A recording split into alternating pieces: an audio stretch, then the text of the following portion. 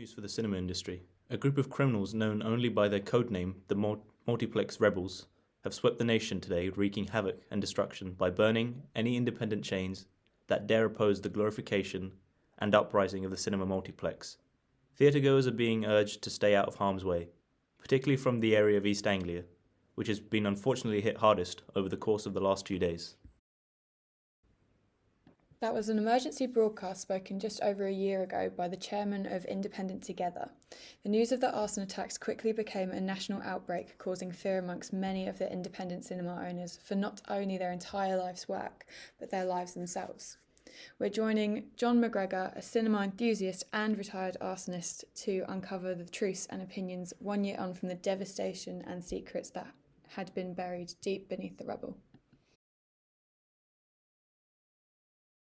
Angela, hi, how are you? Firstly, could you explain where we are? So, we're currently in my cinema chain, which was painfully destroyed by those horrid View rebels. As you can see, there really wasn't much left after they attacked. We've been constantly busy at work trying to fix everything, but it's taken a real toll on me. I'm only 30. Tell me, did you ever experience any of the rebels' aggression firsthand? Oh yes, I was here in the building. They trapped me behind the stage while setting fire to anything they could. They were unstoppable. It was the scariest time I'd ever experienced in my life. And if you could say anything to the rebels now for what they've done, what would you tell them? You have ruined my life and the lives of everyone that wants to enjoy cinema. But we will overcome this because we have to. It's what we do.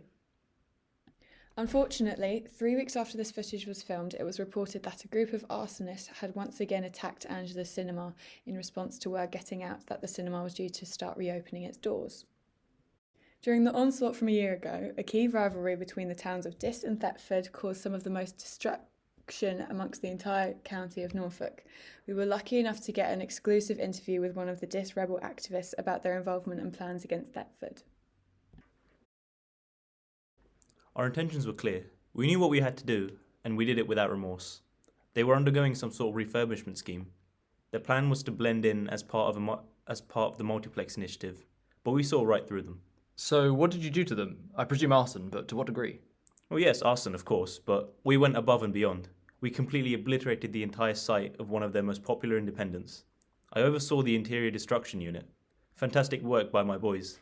I even joined in with burning their backroom stock filming equipment. It was great fun. Though I presume the Thetford forces got their retaliation. So, at the end of the day, you can't expect to strike someone without getting hit back 10 times harder. We knew this risk, but we devastated them.